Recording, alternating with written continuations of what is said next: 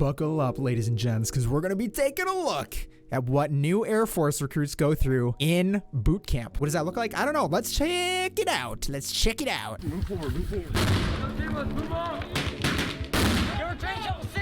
This Stop talking when I'm talking. is Air Force boot camp. Before they join the United States Air Force or Space Force, all trainees must graduate from the Air Force's 7.5-week basic military training program, known as BMT. Our mission is to motivate, train, and inspire the next generation of airmen to deliver 21st century air power. Training happens here at Lackland Air Force Base, located just 10 miles outside of downtown San Antonio, Texas. Oh, this got to be hot. On a sweltering week in August, insiders spent 4 days observing different squadrons at various stages of training.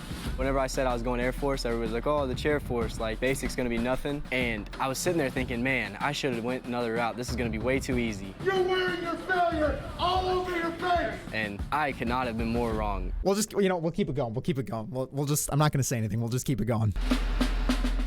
On day 1, new trainees arrive on a bus from the San Antonio airport. Some of these kids come here never having left home, no job experience, but not long after they leave here, they're going to be given a job and a task and expected to perform that task with no supervision. Her voice is super hoarse. You can tell she's been screaming. But the thing is, a lot of it is just perspective. A lot of people don't have the perspective of what other training that they will go through is, right? I don't know what Air Force typically go through other than watching this video, and an Air Force, airman is not going to understand what a soldier goes through unless they really watch a video, but they won't truly know what it is. We're just getting an idea, and I'm basing this off of my experience of when I went through basic training, so. There, hug your back, nothing falls out. That's all this comes. About 35,000 trainees graduate from BMT each year. The average age. Okay, first off, they get a nice fucking backpack right off the rip. That's nice. That must be nice. I didn't get issued a nice black backpack when I went through. We got issued shit-ass assault packs, and then we had to give them back when we were done. So that's tight. Also, they're being really nice to them. Like, they're packing the bags for them? What is this shit? You literally got handed shit, and they're like, there you go. Take it. Take your stuff, put it in your bag, get moving. And you know what's awesome? I didn't even get to pick the size clothing that I got. You literally stand there like this. You stand there in line, and then they say, hey, you look like a large. Here's a large size for you for your jacket. You know what size OCP jacket I wear normally, everybody? Like that I wear now compared to when I was in basic? A fucking small. They gave me a large. A large! I hated it. I was swimming in it. Swimming in it all the time. It sucked. I hated the freaking stuff. And then you can't tell them otherwise. You can't tell the civilians otherwise, because if you tell them that it's the wrong size, then they'll be like, I'm getting your drill sergeant. And then your drill sergeant comes over because they're like, you're disrespecting this civilian? And then they start freaking out at you, and then you're doing fucking push-ups because you didn't get the right size shit anyway. The age of a basic trainee here at BMT is 20.6 years old. What that means is they don't remember a time when our nation wasn't at war, but they raised their hand anyway, and they said they want to serve. All trainees are sorted into smaller groups known as flights. Although training squadrons are composed of both male Basically and a platoon. female trainees, the flights are divided by gender. During 0 week, male trainees receive haircuts. Female trainees must wear their hair in a bun, a ponytail, or up to 2 braids. Right away, the Air Force wants to get a little muscle on those pretty arms. Females were first allowed to join the Air Force in limited roles in 1948.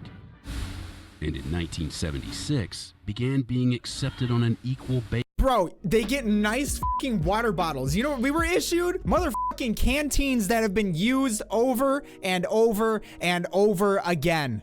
Who knows what type of mystery shit was in those things. So that's cool. Yeah, they get some nice freaking gosh darn water bottles. That must be nice. Would have loved that. Also, it looks like they are doing their sit-ups to not get your hip flexors involved at all. They're mainly to target your core and to not get the hip flexors. That's really what they're doing. Out the Air Force can keep their hair to an extent. Not when you're at basic. For females, they can. Basis with males. Today, 20% of the Air Force's active duty service members are female.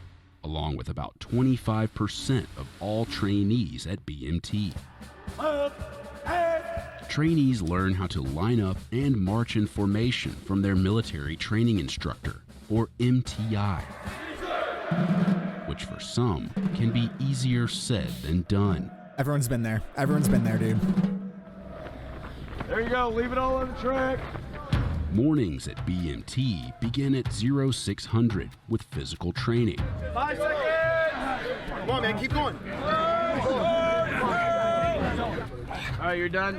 All trainees must pass a physical fitness test during the 5th week of their training, which consists of 1 minute each of push-ups and sit-ups, as well as a timed 1.5 mile run. Good job. They are the shortest military branch as far as running goes. Like the length, it's only 1.5 miles. Other service branches have longer than that. Also, they've just released new regulation for the Air Force where they don't necessarily have to run their 1.5 miles. I don't know the full extent of it. I haven't read into it. That's just what I've been seeing. If anyone has more information in the chat, let me know about that. Go, gentlemen. They kind of flip a switch during PT from MTI to personal trainer. Good job. Good run. Must be nice, dude. You know what happened to us? No, man, we got destroyed. Okay, let me give you a little story. When I was at basic training, if we fucked anything up, and I mean anything up, we would get our entire platoon smoked. And that is at PT as well. Like if we fucked up a movement, they would single that person out and then they'd be like, you know what? No, we'll just get the whole platoon. And then everyone's doing push-ups. If we were not doing things fast enough, they would make us run an entire fucking lap and they'd be screaming at us the entire time as well. And if we didn't make it in their time hack, we would keep running. There were days that we were supposed to be doing muscle work only, and they had us running lap after lap after lap after lap. Like they come in and they really encourage you. If you're struggling, they'll tell you like, hurry up, let's get this done, and they'll do it with you. There you go. Burn through this last lap. There you go. After morning PT, It's not necessarily a bad thing, though. Known as chow. I'm just saying my experience in the Meals Army. aren't a time for relaxation. Let me rephrase some of the stuff too. This doesn't necessarily mean it's a bad thing, right? It probably is a good thing in a sense of getting people to want to push themselves, because sometimes there's a difference between different types of motivation. You can motivate someone through fear. Definitely motivate someone through fear. You can motivate someone through other ways too. But fear motivation can only get you so far versus being there in the shit with somebody and trying to motivate them by example is a completely different method. Basic training for me was motivation through fear. If you f up, you're gonna get recycled. You're gonna have to start the training all over again. That was the motivation for me to not want to mess up. Not because I wanted to do better, but because I didn't want to have to redo all of my training over. Sir, flight 727, dormitory Alpha 1 is prepared to enter the dining facility from the west side. It's the responsibility of the chow runner to announce their flight's arrival to the dining facility. Storm Bravo 6 is prepared to enter the dive facility from the east side. Bring him in and seat him. Bring him in and seat them. Yes, sir. Thank you, sir. You gotta do the right amount of steps, the right drill movements. You gotta say the right words, or you're gonna get screamed at. What are you doing? What is happening right here? Chow runners who don't follow procedures correctly may face the wrath of the snake pit, the area where MTIs sit during meals. You looked, stepped out in traffic, and almost got ran over. Because it was not your turn. There's no explanation for it. Back up. Really, it's an important job because you represent your flight. They put people in there who got confidence issues, to build their confidence. So you're forgetting to do so is what got you. Stop talking when I'm talking! You gotta really be stable to be able to remember everything and then be in that fire and, perform well. After doing it a few times, it get easier. Attention to detail is a critical aspect of BMT, and it starts in the dormitory. Trainees are expected to keep their living areas and uniforms in pristine condition, and both are inspected regularly by their MTIs. So that's very similar to basic training for the Army as well. We had very similar situations where these bays are a lot smaller. Our bays were a lot more open and big. So what we had to do, you have your lockers set up a specific way according to a standard operating procedure that would be posted on a wall in your bay. So you had to do everything that said, and if you didn't, we would have it checked every single morning. Our drill sergeants would walk by and make sure everybody's locker was squared away and was correct. If someone had something out of the way, they would dump all of our shit out and then we'd have to redo it. And this went all the way through into blue phase.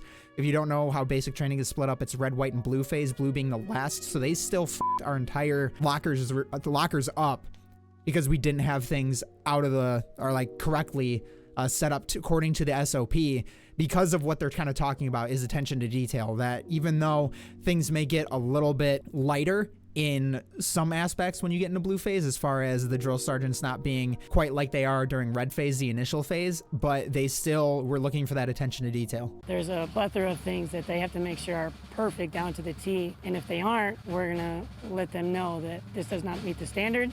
They're gonna be expected to correct it. During 0 week, each trainee is assigned a rifle, which they learn to care for. My heels are pretty much trying to touch the ground, and I'm facing downrange. 35% of BMT is classroom instruction. Right now, what you're gonna do is go to the high kneeling position. Trainees learn the basics of how to hold their rifles in a variety of different shooting positions. Because we're an expeditionary force, and airmen can find themselves in any location around the world really at a moment's notice. So we have to maintain our qualifications and our service weapon. Nowhere is attention to detail more apparent than in drill practice. Get your jumps. Stay in step. Drill is a lot of precision and discipline incorporated into certain movements in a formation. I will say during the first couple weeks of training, they are drinking from a fire hose. The drill is much more difficult for them because they are having an overload of information being given to them. With a patrol cap. Left foot, left, right, left. Typically after the second or third week of training is when it all starts to make a little bit of sense, and around that time is when it looks a lot better. Yeah, that's accurate. That sounds about right. So what's interesting, they have their PCs or patrol caps underneath their helmets here because you can see their name tapes on their forehead. That's bizarre. What we did is we had our tape with our platoon colors. So I was in 4th platoon, we were green. So we had green tape as the base, and then we had our name, roster number on the back of it, and then clear tape would go right over that, and that was on the back and of our helmet. That way everybody could tell, you know, drill sergeants could tell who was part of which platoon. Training culminates in week 6 with an event known as BEAST, which stands for Basic There's a CCO right there. Expeditionary Airman Skills Training. BEAST puts them through all the things that they have learned in 5.5, 6 weeks, and we rehearsed it, if you will. During BEAST Week, trainees live in a simulated combat environment and are tested on various field training exercises and scenarios. I want their backs to hurt, and I want their feet to hurt after that 5 days of training out in the field, because they need to ingrain to them right now the character. What does it take to be an agile airman and an agile guardian in the United States Air Force? During combat arms training and Hold up, you've got to be kidding me, man. PMags? They get issued PMags? Okay, whatever. maintenance, trainees learn how to handle. If you don't know what a PMag is, it's that magazine that is getting put into the weapon system. That M4 right there. Those look like some brand spanking new CCOs as well, which are the optic at the very top. That's basically a red dot. It's an aim point. And PMags, they have the little window to show you how much. But at basic, that's fascinating. We just had the shitty metal ones that, you know, the springs were absolute garbage on. Handle and fire an M4 carbine. Forward. Slow. Trainees first learn how to safely load and fire their weapons in the classroom before heading out to the firing range. The line is ready. Fire! Where they'll fire their weapons from several different positions. Trainees fire a total of 76 rounds and must hit their target on at least 12 of them. Trainees who score 22 or higher qualify as expert. The reload is out with the old. Aim with the new. Slap the ping pong paddle, that ball on the side of your gun, and shoot. If they lose fundamentals, they get frustrated. They tend not to qualify. You guys ready? Yes, sir. Let's do it again. Let's go. But if you keep them motivated, that part will ensure that they either qualify or get that expert. There's a sense of accomplishment that when an airman leaves here, that they're confident in holding and operating a weapon. Some people come here, they've never touched any weapon of any kind in their life. So that confidence is important to us. So one thing that you can tell in a lot of them, when I was looking at their finger on the trigger, a lot of them are pulling it and then they're letting go and getting off of the trigger, and that can f up your sight picture is what it's called. So basically, sight picture is the idea of when you're up on the weapon system, every single time that you're coming up to it, you want to have the same exact setup every time. That way you're not changing anything. It's just shooting and I'm hitting that target. I know I'm going to hit that target, because if you change anything, like if I move my arm, if I move my head on there, my sight picture changes, and therefore wherever that dot is pointing, I won't have as tight of a grouping when I'm shooting. And so that's what's important for that sight picture. Now what happens is if you start pulling that trigger and then you let your finger off of that trigger, you are not keeping a solid sight picture every single time, because if you move your finger over and you have it maybe in between like these two lines of your finger or further back, and you're changing that every time, it's going to change where you're pulling. And if you're really pulling it rather than squeezing and doing that light squeeze, and you're rather pulling, it's going to pull the weapon system and it's going to shoot, and you're not going to hit exactly where you were aiming at. So they don't really understand those fundamentals, and those are the big things that they preach about. And when you first go into the range, the first time you shoot, it's really hard to remember all of those things because there's a lot going through your head at that time.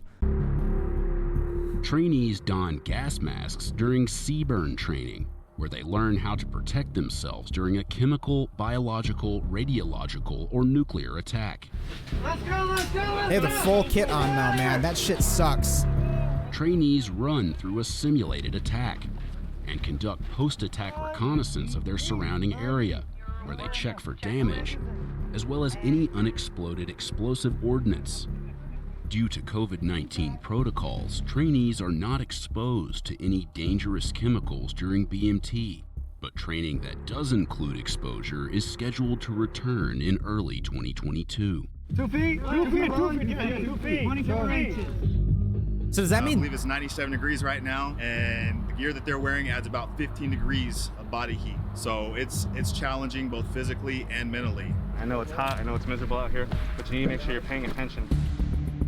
I think it's a unique experience. I remember the first time I put on a gas mask and how cool I thought it was. But there's no doubt that after wearing that gear for a few hours, especially in the Texas heat, they probably get tired of it pretty quickly. I like to joke with some of my students and tell them, hey, the best part of CBRN is returning the gear at the end of the day.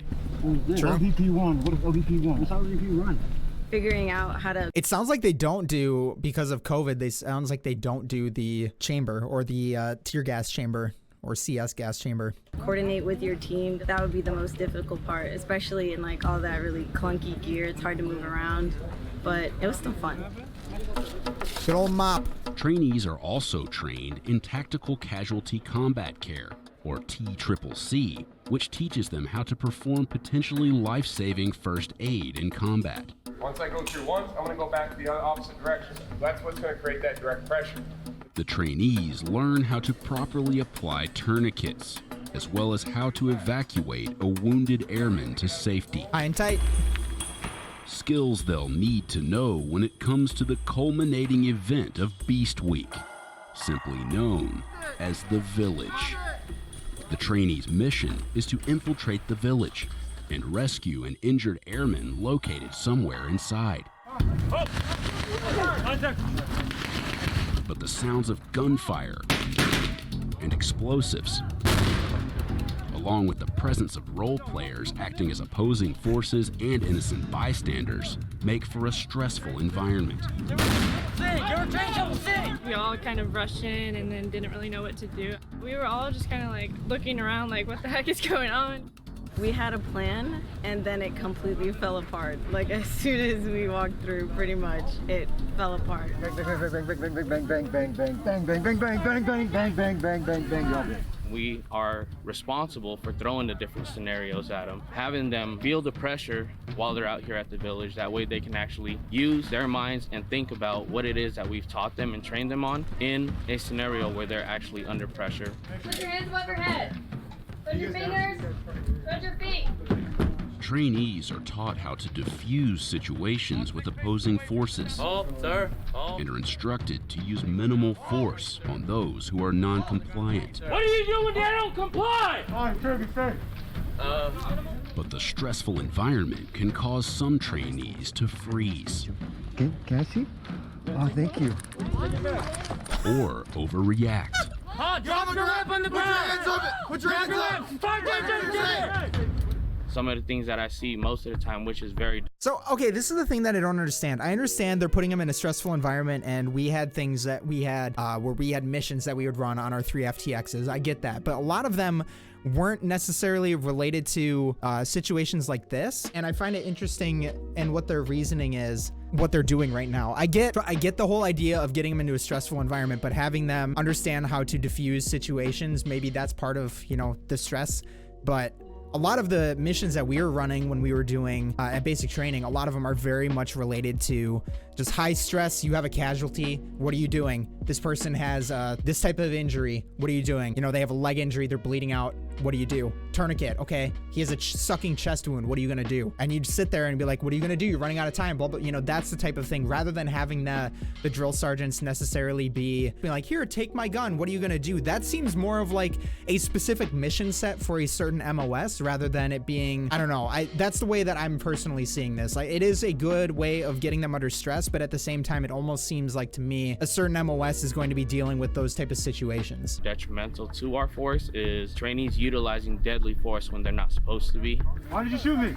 You have a grenade in your hand and a weapon in your hand, sir. But how did you know it was a grenade? You're that far away, you don't know. And I'm not pointing my weapon at you, why would you shoot me? Obviously, we all know that's against code. It sets us back in a mission that we're trying to accomplish overseas. Bang. Hey, sir. Common mistakes, not forming that 360-degree perimeter. I see that all the time. Hey, wingman. Bang. What are you doing right now? No 360-degree perimeter. I want them to make mistakes. I want to correct those mistakes and tell them this is why it was a mistake and move forward from it. Y'all are all trained in T-Triple-C, right? Somebody send us down there and then. Once the trainees reach the injured airmen, they must quickly and safely apply T-Triple-C. Wake up! Calm down and think! Okay, here's the other thing that doesn't make sense to me, right? So one of the things that you're taught is that the effective blast radius of a grenade is, wow, I'm totally blanking. Is it 15 meters? If they're so concerned about teaching them some type of fundamentals and T-Triple-C and setting up a solid perimeter around, the thing that doesn't make sense to me is why they have them so grouped up together then if they're focusing on other fundamentals but then throwing other things out as well. Does that make sense? Like, I feel like you're saying the guy has a grenade in his hand is what he's alleging to be a grenade, yet did you guys not tell these trainees that a fucking grenade goes a 15-meter blast radius? Like, that's kind of a big deal where you don't want everybody grouped up because everyone in this, if a grenade drops right here, everyone's fucked up, right? And I get that. It's a CQB situation. There's different SOPs for everybody. Something like this where you're moving in, that was the biggest thing I saw was how grouped up everybody was. And maybe that's just the way that they're running it right now. I don't know. It just feels a little awkward too. But basic training is awkward. We're evacuating them to safety. You guys ready? We're going this way. Let's go. Hey, this is why we train out here. This is why we harp on all of those things that we teach you when you're doing fast and T-Triple-C, because all of this stuff comes into play whether you're here or downrange, and you have to apply real world. Hey, if you shoot somebody out in the desert and they didn't have opportunity, capability, and intent, you're going 11 work. We try and expose the mistakes. That way they can make them here where it's a safe environment and actually leave the village with a different understanding of where they need to work on themselves. Good job. Having survived Beast Week, the trainees return to base with the toughest week of BMT behind them. They see it often as a rite of passage. They've been out there, they've achieved that difficult thing. So by the time they come back from Beast, there's a new sense of accomplishment. Friends and family gather to see their new airmen and Guardians graduate. Guardians being the Space Force. It's remarkable to watch how in just 7 weeks, which is not very long, it can make such a difference in someone's life. They walk a different way, they talk a different way. The amount of confidence they exude and the pride that they obviously have after having gone through this is so clear and it's so evident. 7 weeks.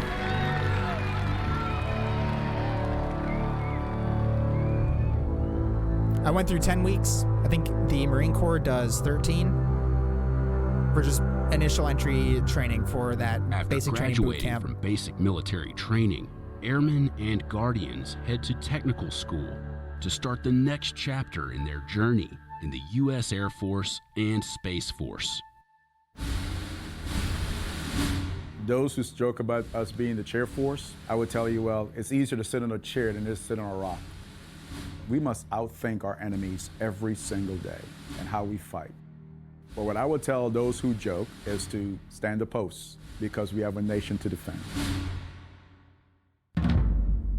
Wow, I like his joke that he said that it's easier to sit in a chair than a rock because, you know, a lot of the people that may say the chair force are the people that are out, you know, rucking, that are out in the field pretty consistently. And it depends on your MOS, obviously, but there's a reason why people joke about that, and it's because the Air Force get issued some of the really high-speed, nice equipment, like they get really nice plate carriers, but we don't get, you know, things like that on the Army side. So there's a lot of different things like that. They have high-cut helmets that everyone's been asking for in the Army. Air Force gets them pretty standard from my understanding. So there's a lot of different things like that that everybody looks at too. But what were your thoughts? Let me know. Say hi to YouTube, everybody, and then we'll see you in the next video. I got the shivers whenever I'm